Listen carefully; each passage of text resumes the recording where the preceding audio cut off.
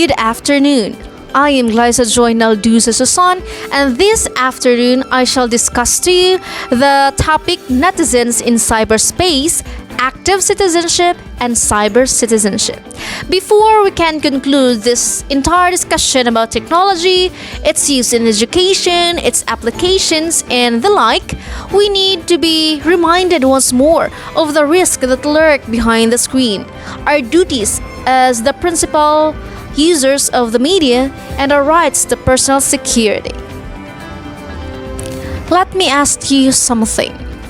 Whenever you open any kind of social media, plug into the internet, or surf the web on that rectangular technology called smartphone, have you ever thought about taking on another responsibility? Just surfing and accessing the internet is a huge responsibility placed on you. You have become a full-fledged citizen of that world, where you will have instant access to everyone who wanders around that world. And take note, immediate access, physical distance, and cyber anonymity may cause humans trouble. This is why we need to know what it means to be a responsible cyber citizen. Are you a responsible or a reckless cyber citizen? We all know that citizenship includes both legal protections and civic responsibilities. It includes the rights, benefits, and obligations bestowed upon people within a society. In the context of cyber citizenship, it refers to the rights, privileges, and obligations that people have when using the internet and mobile networks, including duties for things like online safety, digital etiquette, and respecting the rights of others. Cyber citizenship is a concept that functions similarly to traditional citizenship, but operates within the virtual realm.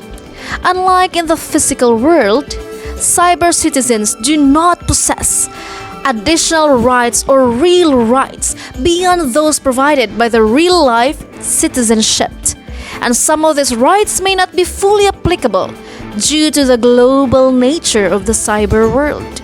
Nonetheless, certain fundamental rights such as respect, privacy, and freedom of opinion should be universally upheld and respected in the cyber domain, emphasizing the importance of protecting individuals' privacy in online spaces. First is the right to life.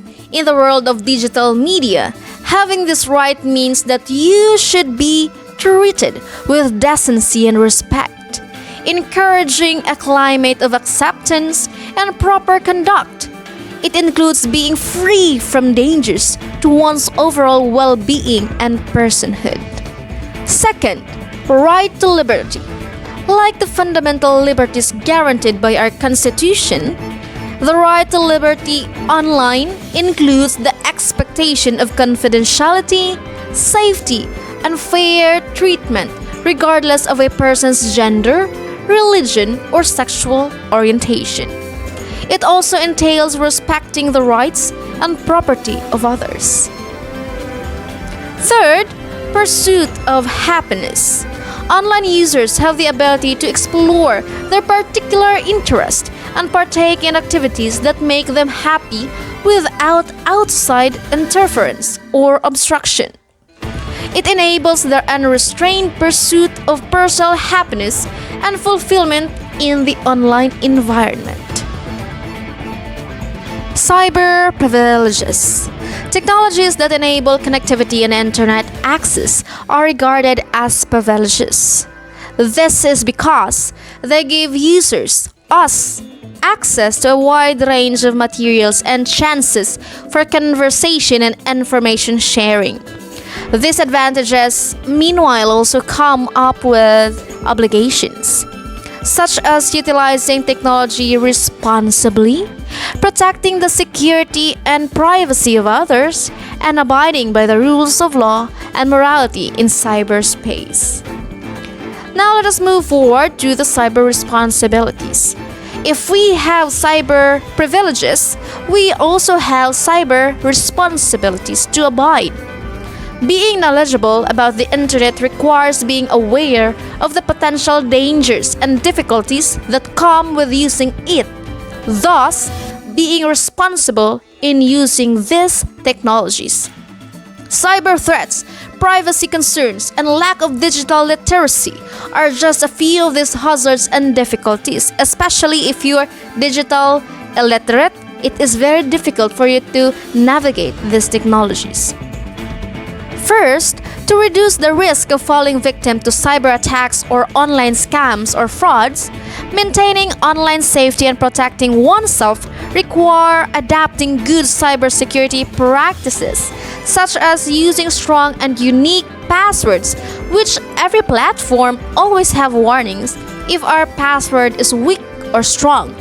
Being wary of suspicious emails or links, updating software and devices, and sharing personal information. Second, respecting and following the laws and rules put in place to regulate online behavior constitutes obeying the law in the cyberspace. Now, every platform, TikTok, Facebook, Google, Gmail, there are always rules or user agreement. Cybercrime must be avoided, intellectual property rights must be respected, and digital rights and privacy regulations must be followed. If you do not want to experience becoming a victim of such cybercrimes, be vigilant.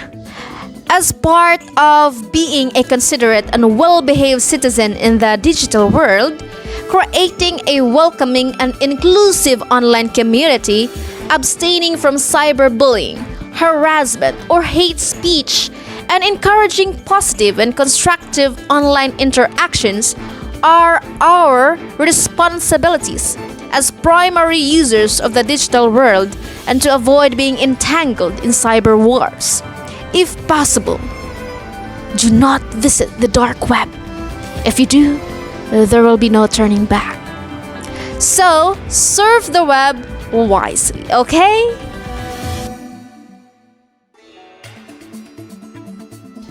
Now we are here in the laws. If we have privileges, responsibilities, of course, there are also laws that were created, made for the cyber world. Respecting intellectual property rights is essential when conducting business online because it entails observing copyrights, patents, and trademarks that are legally protected. These regulations can be broken, for as by downloading music without paying for it. Are you? I guess all of us here. Which might violate the property rights of the artist and result in legal repercussions. We need to be careful. Examples of laws governing intellectual property rights in the United States include the Lanham Act, Title 15 of the United States Code, which safeguards trademarks, and the Copyright Act, Title 17 of the United States Code, again, which grants exclusive rights to authors of original works. If there are laws, of course, there are crimes. In the cyber world, crimes are really rampant, especially this one, cyber stalking. This is a cybercrime known by all, or have some of you experienced it? I'm hoping that I'm wrong. Cyber stalking and harassment are when someone is regularly threatened, intimidated, or harassed through electronic tools like the internet or social media. These behaviors can seriously disturb the victim's emotions, invade their privacy, and interfere with their daily lives.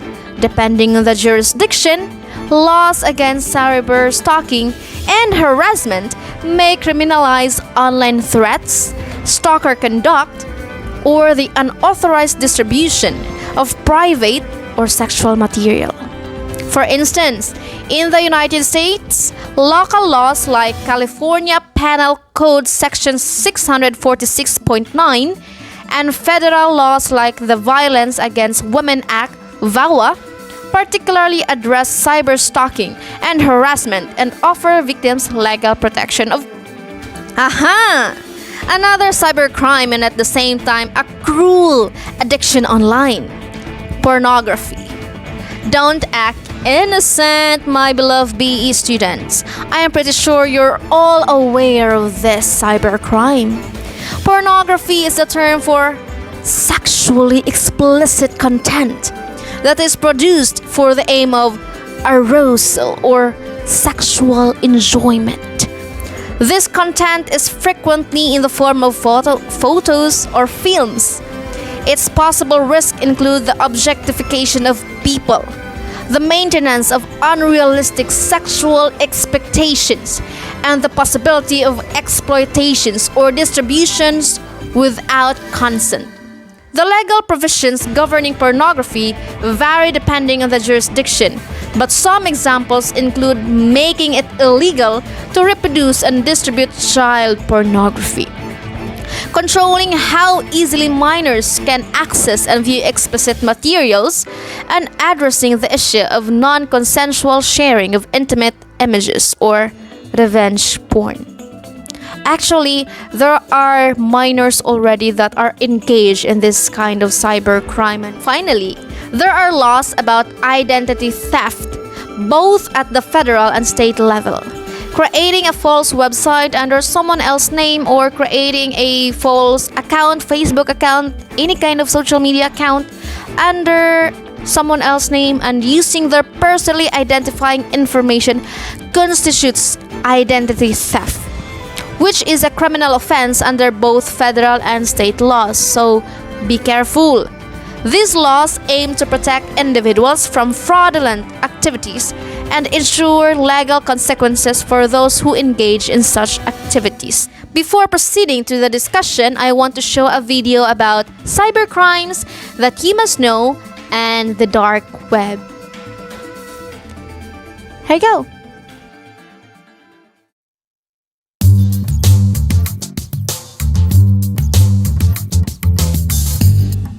Every day, Thomas works, plays, and buys things on the internet. And sometimes he even speaks with his Aunt Clarissa. Today, the internet is an integral part of Thomas's life. In fact, the internet is a world of virtually unlimited possibilities for all of us, but sadly also for criminals. Every day, they attack our computers, steal our personal and confidential information, or send false messages from banks. That's how Aunt Clarissa lost 600 euros. But cybercriminals also use computers to perpetrate other misdeeds, such as fraud or theft of credit card details. To plan and execute attacks on a large scale, cybercriminals often use botnets, which are networks of compromised personal computers that have been infected by computer viruses. Cybercriminality may affect governments, businesses, and even Thomas's computer. Without even knowing it, Thomas may have already contributed in a small way towards the billions of euros of annual cybercrime profit. He may also have been one of the 1 million cybercrime victims there are in the world every day. Or his computer may have been infected with one of the 150,000 computer viruses in circulation daily. To avoid that Thomas and his Aunt Clarissa are exposed to these dangers on the net, the EU is developing a common policy to fight borderless cybercriminality. It includes close international cooperation and new, stronger laws, identification and removal of child pornography sites and networks, protection of victims, and pursuit of those responsible. Effective partnerships between governments and other public bodies, such as law enforcement authorities and private companies. Criminalizing the creation, use, and provision of botnets aimed at attacking information systems. But policies alone are not enough. Thomas knows he must be more careful.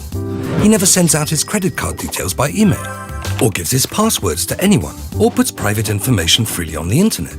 And he always remembers to update his antivirus software. Thanks to the EU policies and his own efforts, Thomas can now surf more securely. He just needs to keep an eye on Aunt Clarissa. The internet is massive, like the open ocean, with only a portion available to see just below the surface. Search engines can only reach a certain percentage of the internet, but can't access the majority of websites hidden from everyday users. This part of the internet is called the deep web, and it is estimated that it accounts for 90% of all websites. Accessing the deep web requires encryption service like Tor, I2P, and Freenet, which uses a random path of encrypted servers, also known as nodes. This theoretically allows users to connect to the deep web without fear that their actions are being tracked and remain anonymous. Despite sensational online stories, most of the deep web is actually harmless, including everything from blog post and review, web page redesign still in testing, academic journals, and private directories. Websites can also choose to not be crawled by search engines for various benign reasons. Strange but ultimately harmless websites are also found on the deep web. However, more illicit content also lurks there. This part of the deep web is usually referred to as the dark web or dark net. Stolen government and financial secrets can sometimes be found there. This can include hacked bank accounts that are being sold to cybercriminals. Illegal pornography is also common on the dark web, away from the prying eyes of law enforcement. Hackers often congregate on the dark web, trading secrets and offering their services to the highest bidder. Perhaps one of the most famous websites on the dark web was the Silk Road, which sold everything from illegal drugs to weapons. This website has since been shut down, but many other websites have since taken its place. Because sites like these are heavily encrypted, tracking down the persons responsible is extremely difficult. Dark web technologies guarantee the high level of privacy but can be bad in the wrong hands. To stay safe, use reputable protection software, especially with VPN functionality, which would protect your private information even in the deep web. Moving on, if we have our own identity in the physical world, we also have what we call cyber identity. That is why there is the crime called identity theft in cyber world, because we have our cyber identity. Yeah, joke aside, online, individuals can be identified through various means such as their usernames, email addresses, social media accounts, and personal information like name, address, and phone number. Additionally, the unique IP address associated with a device and financial details used for online transactions, GCash, PayMaya, Palawan Pay, etc., such as credit card numbers again, and can contribute to establishing a cyber identity. Another notion here is the cyber footprints. Cyber footprints are the traces of our online behavior that we intentionally or unintentionally left behind. So there are two. The use of social media, texting, online shopping, and publishing of images, videos, and comments are all examples of intentional footprints. On the other hand, through techniques like cookies, search engine data, and social media tracking, which can gather information about our online activities, without our knowledge, unintentional footprints are generated. So there are two types of cyber footprints, the intentional and the unintentional. Our digital traces, both purposeful and accidental, can be tracked and analyzed to learn more about our online behaviors. So no matter where we go, we always left a footprint or mark behind. Another notion here is the cyber property. It is the idea that any content uploaded online, including audio, video, or literary works, is automatically protected by the copyright laws without the need for official registration. It emphasizes the significance of understanding and following copyright regulations in the digital realm.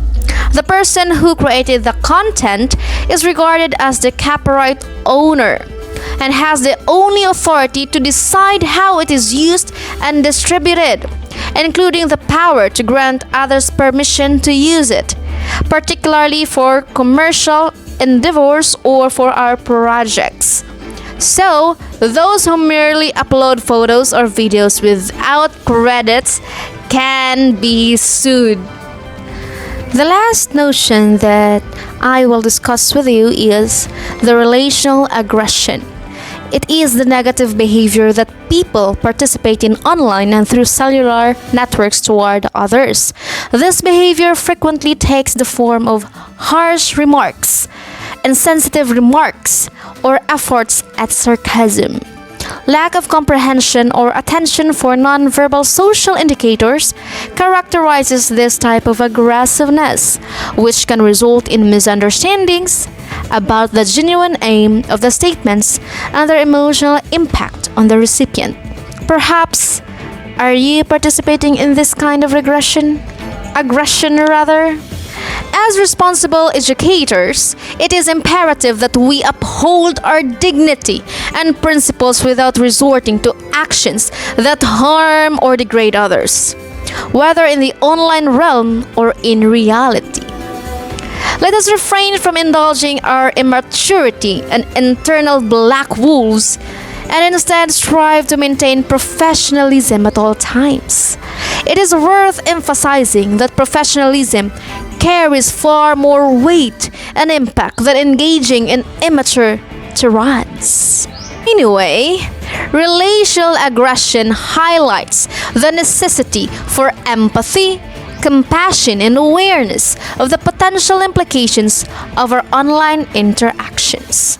In addition, here, it is stated that cyber communication can be used negatively to bully, threaten, harass, and commit fraudulent acts. We are already aware of that fact.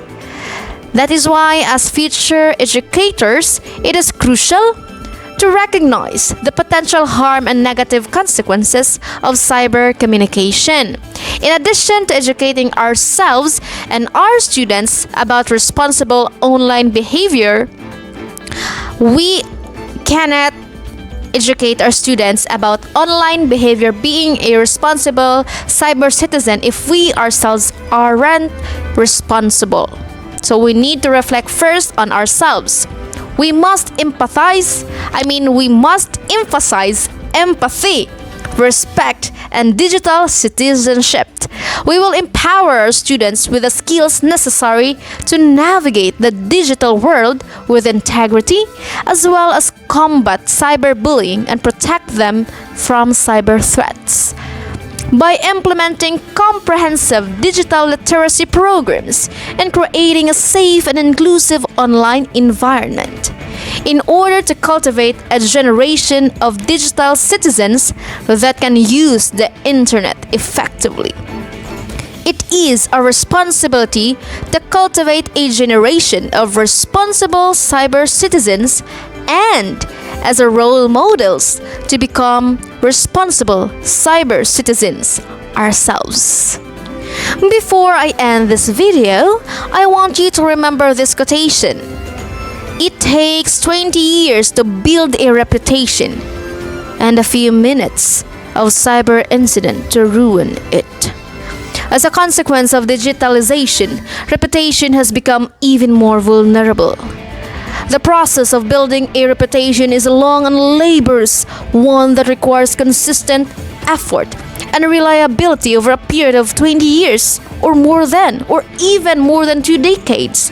Nevertheless, due to the rapid and widespread nature of cyber incidents, it takes only a few minutes for a damaging event to be perpetrated, tarnishing a hard-earned reputation and causing long-term damage, which is an unfortunate truth we are facing. Therefore, we must be responsible for ourselves to avoid becoming a victim and the attacker, directly or indirectly. It's not easy building yourself and be ruined in a few seconds in cyberspace. It is depressing. That is all from me, the sin of gluttony of the 7 deadly sins, Glyza Joy, and Susan, aka Merling, is now signing off. Bye, fellow gluttons. Kids, the class is done. Submit your homework by today.